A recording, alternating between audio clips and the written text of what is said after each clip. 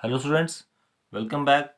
आज हम करेंगे क्लास 9th मैथमेटिक्स से एनसीईआरटी बुक का chapter quadrilaterals exercise 8.1। Last video में हमने फर्स्ट 2 क्वेश्चंस कर लिए थे। आज थर्ड क्वेश्चन करेंगे। क्या दिया इसमें? Diagonal AC of a parallelogram ABCD। कह रहे हैं जो डायगोनल एसी है इस पैरेललोग्राम ABCD का, ये एंगल ए को बाइसेक्ट कर रहा है। अगर बाइसेक्ट कर रहा है तो मैं इसको ऐसे लिख दूं कि एंगल 1 जो है एंगल 2 के इक्वल होगा, है ना। कह रहे हैं show that it bisect C also. कह रहे हैं ये जो है एंगल सी को भी बाइसेक्ट कर रहा है, ये बताओ। इसका मतलब मुझे ये बताना होगा ये जो एंगल 3 है और ये जो एंगल 4 है ये आपस में क्या है? इक्वल है। और फिर बताना है ABCD जो है क्या है? एक रोम्बस। तो रोम्बस बताएंगे नेक्स्ट पार्ट में, पहले फर्स्ट पार्ट क्लियर करते हैं। चलिए स्टार्ट करते हैं। क्या दिया है गिवन में? सबसे पहले गिवन लिखेंगे, कर लिख लेंगे यहाँ पे, लेट कर लेंगे ABCD इज अ पैरेललोग्राम। ठीक है, ABCD क्या एक पैरेललोग्राम इन विच एंगल 1 किसके आ रहा है? एंगल 2 के। या इन विच, ऐसे लिख देते हैं, इन विच AC bisects angle A, that is angle 1 किसके इक्वल आ रहा है? एंगल 2 के इक्वल आ रहा है। और यहाँ पे क्या करना है हमें? टू शो क्या करना है? देखिए, टू शो करना है जो इट बाइसेक्ट्स AC, ऐसे लिखते हैं AC bisects angle C, that is, ये फर्स्ट पार्ट है, दैट इज एंगल 3 जो है एंगल 4 के इक्वल शो करना है। और सेकंड पार्ट में शो करना है हमें जो ABCD है इज अ रोम्बस। ठीक है स्टूडेंट्स, यहाँ पे गिवन टू प्रूफ समझ आया अच्छे से।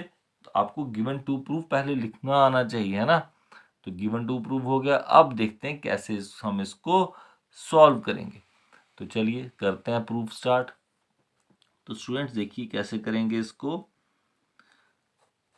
देखो यहाँ पे मुझे पता है एंगल 1 जो है किसके इक्वल है? एंगल 1 जो है वो एंगल 2 के इक्वल है। ये क्या था? गिवन था, है ना। इसकी नंबरिंग दे देते हैं नंबर 1। और अब देखो एंगल 1 किसके इक्वल है? एंगल 4 की, क्योंकि पैरेललोग्राम है, लाइंस ऑपोजिट वाली पैरेलल है, तो 1 किसके इक्वल आएगा? Angle 1 is equals to angle 4। क्या रीजन आ जाएगा? Alternate interior angles. ठीक है, नंबरिंग इसकी सेकंड डाल देते हैं। उसके बाद ये जो एंगल 2 है किसके इक्वल आ रहा है? ये angle 2 is equals to angle 3। इसका रीजन भी क्या आ जाएगा? यही सेम आएगा, ऑल्टरनेट इंटीरियर एंगल्स। इसका नंबर डाल देता हूं मैं 3। अब देखिए एंगल 1 किसके इक्वल था? एंगल 2 के। एंगल 1 एंगल 4 के इक्वल भी आ रहा है और जो 2 है वो 3 के इक्वल भी आ रहा है। तो जो तीनों इक्वेशंस हैं यहां से क्या निकल के आएगा? From first, second and third. पहले मैं आपको समझा देता हूँ। सपोज करो ये अगर एंगल 60 डिग्री का है तो ये भी कितना होगा? 60 डिग्री का। एंगल 1 60 तो एंगल 2 भी 60, लेट कर रहे सपोज, है ना। तो एंगल 1 हमने माना था 60, तो एंगल 4 भी क्या आ जाएगा? 60 का। एंगल 2 60 का था तो एंगल 3 भी क्या आ जाएगा? 60 का आ जाएगा। तो चारों एंगल कितने हो गए? 60 डिग्री के हो गए। इसका मतलब चारों एंगल आपस में क्या आ जाएंगे? इक्वल आ जाएंगे। ठीक है, तो यहां से क्या आ जाएगा? Angle 1 is equals to angle 2 is equals to angle 3 और एंगल 4। ये चारों एंगल क्या आ गए? आपस में इक्वल आ गए। ठीक है स्टूडेंट्स, चारों एंगल हमारे इक्वल आ गए। एक और इसका तरीका होता है चेक करने का, ये देखने का। देखो अगर एक तो एक क्रॉस बनने चाहिए दोनों, जैसे 1 4 के इक्वल आए और 3 2 के इक्वल आए, क्रॉस बन गया। एक क्रॉस के साथ या तो ये दोनों इक्वल हों, या ये दो इक्वल हों, या ये दो इक्वल, या ये दो इक्वल। देखो 4 पेयर मैंने बता दिए। या 1 और 2 ऐसे इक्वल आए, या 3 और 4 इक्वल आ जाएं, या फिर 1 और 3 इक्वल आ जाएं, या 2 और 4 इक्वल आ जाएं। ठीक है, तो क्या हो जाएगा? चारों एंगल आपस में इक्वल आ जाएंगे। तो वही यहाँ पे हुआ था। यहाँ पे मुझे 1 और 2 इक्वल दिया था, तो मैंने क्रॉस वाला इक्वल कर दिया, 1 और 4 इक्वल किया, 2 और 3 इक्वल किया। तो देखो आपको यहाँ पे प्रूफ करके भी बताया कि चारों एंगल आपस में क्या है, इक्वल। अब देखो चारों अगर एंगल इक्वल हैं तो मैं वहां से क्या लिख सकता हूं, दे ऑल्सो, अगर चारों इक्वल हैं तो 3 और 4 भी क्या होंगे, also angle 3 is equals to angle 4। ठीक है, प्रूव्ड अबव, अभी हमने प्रूव किया ऊपर, प्रूव्ड अबव।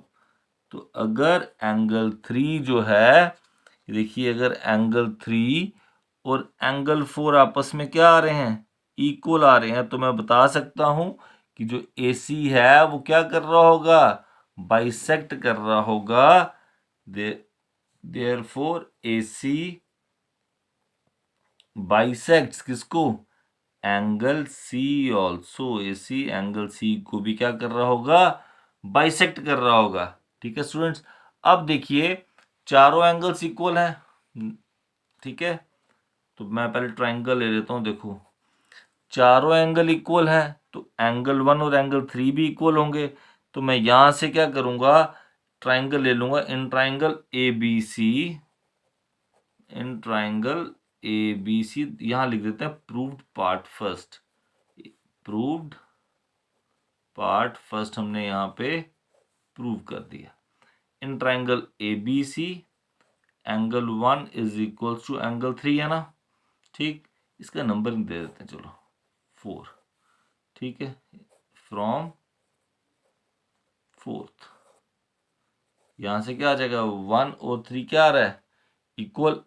अगर किसी भी ट्राइंगल में अपोजिट साइड्स इक्वल होती हैं तो उनके अपोजिट एंगल्स भी इक्वल होते हैं। यहाँ पे अपोजिट एंगल्स इक्वल हैं तो अपोजिट साइड्स भी क्या हो जाएंगी, इक्वल। तो 1 के सामने क्या आ रहा है, BC, और 3 के सामने क्या आ रहा है, AB।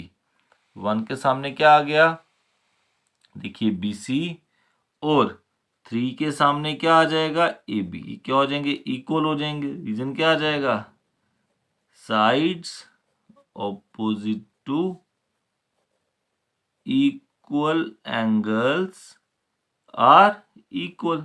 ठीक है स्टूडेंट्स, यहां तक क्लियर। अब देखिए BC और AB क्या आ गया, इक्वल। तो देयरफॉर हम बताएंगे इफ इन ए पैरेललोग्राम, किसी भी पैरेललोग्राम में pair of adjacent sides are equal, अगर एडजेसेंट साइड्स कैसी हो जाती हैं, इक्वल हो जाती हैं ना। अगर एडजेसेंट साइड्स इक्वल हो जाएंगी, therefore then it is a rhombus. तो क्या बन जाएगा, रोम्बस बन जाएगा। देयरफॉर ABCD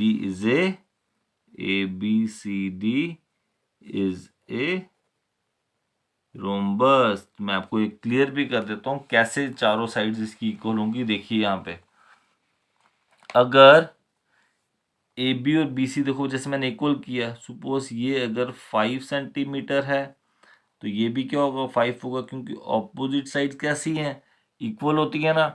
तो ये अगर 5 है तो ये मैंने प्रूव किया, साथ साथ वाले एडजेसेंट पेयर प्रूव किया ना, ये 5 है तो ये भी क्या बन जाएगा, 5। तो पैरेललोग्राम की ऑपोजिट साइड्स इक्वल होती हैं तो ये भी कितना बन जाएगा, 5। तो देखो चारों साइड्स कैसी आ गई, इक्वल। और पैरेललोग्राम में अगर चारों साइड्स इक्वल आ जाएं तो वो क्या बन जाता है, एक रोम्बस बन जाता है। ठीक है स्टूडेंट्स, अब बढ़ते हैं अगले क्वेश्चन की तरफ। स्टूडेंट्स अब देखेंगे क्वेश्चन 4 क्या दिया इसमें, ABCD is a rectangle. ABCD हमें एक रेक्टेंगल दिया हुआ है, इन विच डायगोनल AC, जो AC है वो क्या कर रहा है, बाइसेक्ट कर रहा है एंगल A को और एंगल C को। इसका मतलब ये एंगल 1 और ये एंगल 2 इक्वल आ रहा होगा, ये एंगल 3 और ये एंगल 4 क्या आ रहा होगा, इक्वल आ रहा होगा। ठीक है, अब कह रहे हैं बताओ कि ABCD क्या है, एक स्क्वायर है। और सेकंड केस में बोला है बताओ जो डायगोनल BD है वो बाइसेक्ट कर रहा होगा B को एज वेल एज D को। तो पहले हम फर्स्ट पार्ट देखते हैं फिर आगे बढ़ते हैं। लेट कर लेते हैं ए बी सी डी क्या है, let A B C D be a rectangle है इन विच, जिसमें क्या है ए सी जो है वो क्या कर रहा है, A C bisects angle A as well as angle C. That is, क्या मतलब हुआ इसका कि जो एंगल 1 है वो एंगल 2 के इक्वल है एंड एंगल 3 जो है वो एंगल 4 के इक्वल है। यहां तक क्लियर हुआ स्टूडेंट्स? अब देखते हैं आगे कैसे इसको सॉल्व करना है। क्वेश्चन दिया है, बताओ ए बी सी डी क्या है, एक स्क्वायर है। टू शो में क्या करना है हमें, first part A B C D is a square and second हमें शो करना है कि जो डायगोनल है, डायगोनल बी डी क्या कर रहा है, bisects angle B as well as angle D. ठीक है स्टूडेंट्स, एंगल बी और एंगल डी को क्या कर रहा है, बाइसेक्ट, ये हमें बताना है। तो पहले फर्स्ट पार्ट प्रूव करते हैं जिसमें हमें क्या प्रूव करना है कि ए बी सी डी क्या है, एक स्क्वायर है। तो कैसे शो करेंगे, देखिए इसमें मैं क्या कर सकता हूं, देखो मैं बता सकता हूं एंगल 1 जो गिवन दिए वही लिखते हैं। एंगल 1 किसके इक्वल आ रहा है, एंगल 2 के। ये क्या था, हमें गिवन दिया था, नंबरिंग 1 डाल देते हैं। एंगल 3 किसके इक्वल है, एंगल 4 के। ये भी क्या आ रहा था गिवन, इसको नंबरिंग 2 डाल देते हैं। और एंगल 1 किसके इक्वल आ जाएगा, एंगल 4 के इक्वल आ जाएगा। क्या रीजन, ऑल्टरनेट इंटीरियर एंगल्स। ये नंबर क्या आ गया, 3। अब देखो यहाँ पे क्या आया, ये दोनों भी इक्वल थे, ये दोनों भी इक्वल थे और मैंने एक यहाँ पे ये क्रॉस लाइन ले ली। तो यहाँ से क्या होगा, ये चारों एंगल्स क्या हो जाएंगे, इक्वल। कैसे इक्वल हो जाएंगे, देखो ये अगर 60 है, ये भी 60 मान लेते हैं, है ना। तो ये 60 अगर है तो मैंने प्रूव किया कि ये भी क्या है, आप 60 का है। तो ये एंगल किसके इक्वल था, इसके इक्वल गिवन दिया है। तो चारों एंगल कितने हो जाएंगे, 60 60 के तो इक्वल हो जाएंगे। देखिए मान लिया, मैं मान लेता हूँ कि ये 60 है तो ये भी क्या होगा 60, क्योंकि गिवन दिया हमें कि 1 2 के इक्वल है। और मैंने प्रूव किया कि 1 जो है वो 4 के इक्वल है, क्योंकि एक रेक्टेंगल है, रेक्टेंगल के ऑपोजिट साइड्स पैरेलल होती हैं। तो ये कौन से एंगल बन रहे हैं, ऑल्टरनेट इंटीरियर लाइंस पैरेलल है। तो 160 है तो 4 भी क्या आ जाएगा, 60 का आ जाएगा by alternate interior angle property.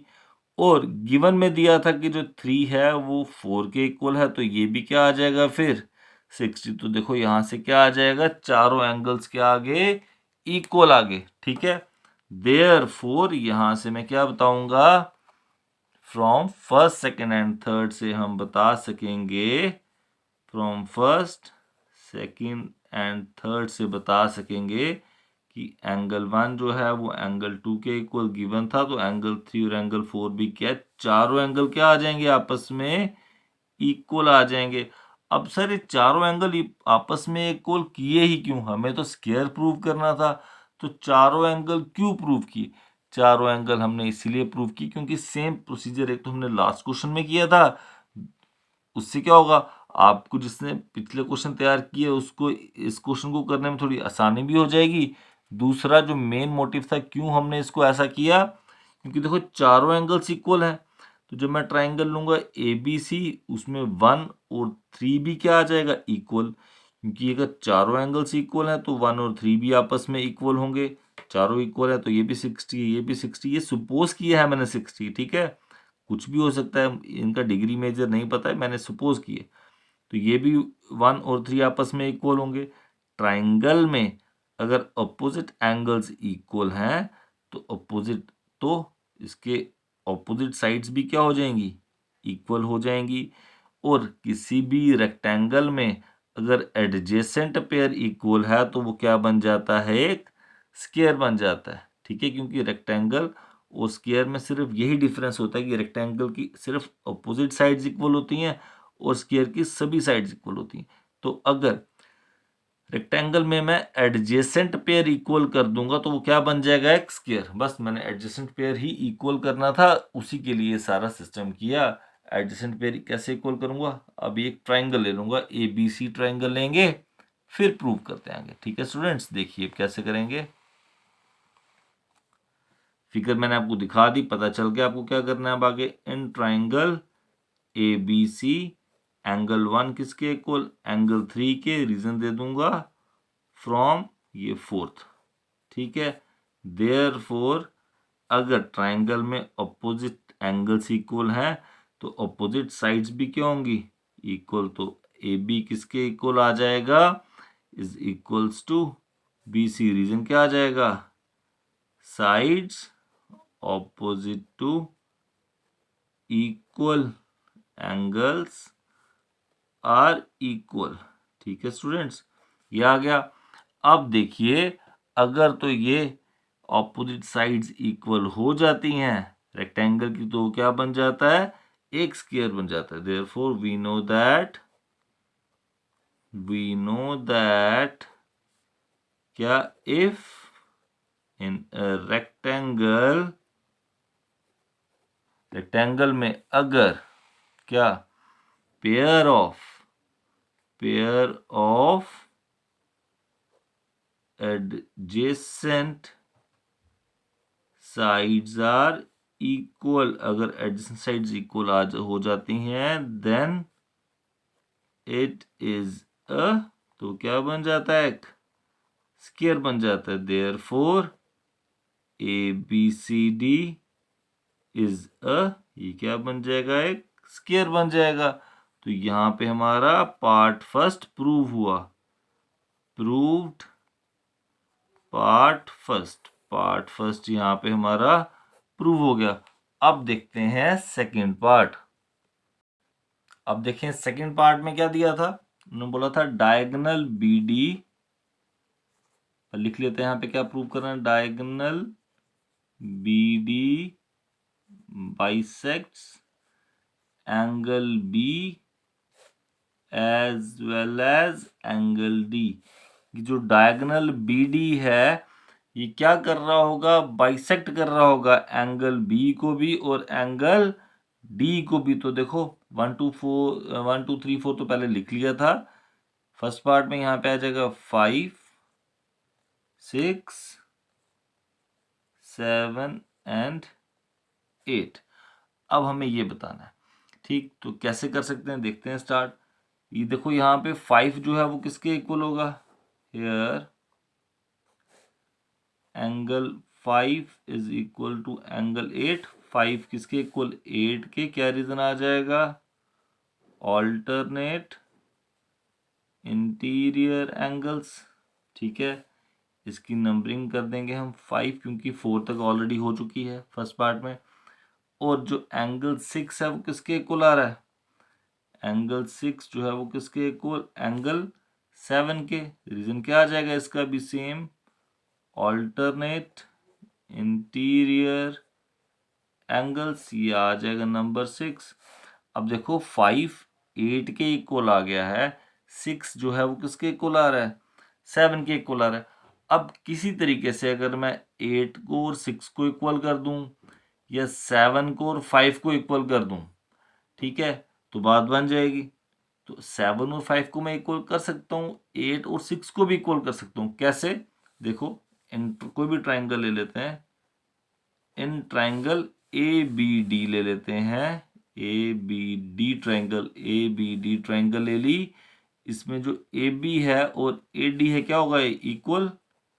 AB किसके इक्वल आ जाएगा, AD। क्या रीजन है ये, देखो ये आ जाएगा साइड्स ऑफ स्क्वायर, है ना, स्क्वायर की साइड्स हैं, तो स्क्वायर की साइड्स कैसी होती हैं, सभी इक्वल होती हैं।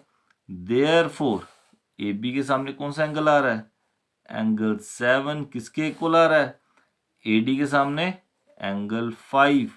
क्या रीजन आ जाएगा, angles opposite to equal sides are equal. ठीक है, जो इक्वल साइड्स के सामने वाले एंगल्स होते हैं वो भी कैसे होते हैं, इक्वल। एंगल्स कौन से हैं, angles opposite to equal sides are equal. इसकी नंबरिंग कर देते हैं 7। तो देयरफॉर फ्रॉम कौन कौन से इक्वेशन 5, 6 एंड 7, जब हम तीनों इक्वेशंस देखेंगे 5 किसके इक्वल, 8 के, 6 किसके इक्वल आ रहा है, 7 के। और देखो ये 7 और 5 क्या आ गया आपस में इक्वल, क्रॉस में आ गया ना इक्वल, तो चारों एंगल्स क्या हो जाएंगे, ये इक्वल हो जाएंगे। ठीक है, देयरफॉर क्या आ जाएगा, angle 5 is equal to angle 6 is equal to 7 is equals to 8। चारों एंगल्स हमारे यहाँ पे इक्वल हो जाएंगे। ठीक है स्टूडेंट्स, अब देखो जब चारों एंगल्स इक्वल हो गए तो यहां से मैं क्या बता सकता हूं, देयरफॉर चारों इक्वल है तो एंगल 5 एंगल 6 के इक्वल होगा, लिख सकता हूं। एंड एंगल 7 जो है एंगल 8 के इक्वल लिख सकता हूं। तो जब एंगल 5 और एंगल 6 इक्वल हो गए तो इसका क्या मतलब होगा, ये जो बी डी है ये बाइसेक्ट कर रहा है किसको, एंगल बी को। और जब ये 7 और 8 इक्वल हो गए तो इसको मैं कैसे बता सकता हूं कि जो बी डी है ये बाइसेक्ट कर रहा है एंगल डी को भी बाइसेक्ट कर रहा है। तो बस यही लिखेंगे, therefore from here we can say that, from here we can say that, हम ये बता सकते हैं दैट बी डी क्या कर रहा है, बाइसेक्ट्स कर रहा है, bisects angle B as well as angle D. तो यही तो हमें प्रूव करना था। तो क्या आ जाएगा, proved part second, second part भी प्रूव हो गया। ठीक है स्टूडेंट्स, मिलते हैं आपसे अब नेक्स्ट वीडियो में।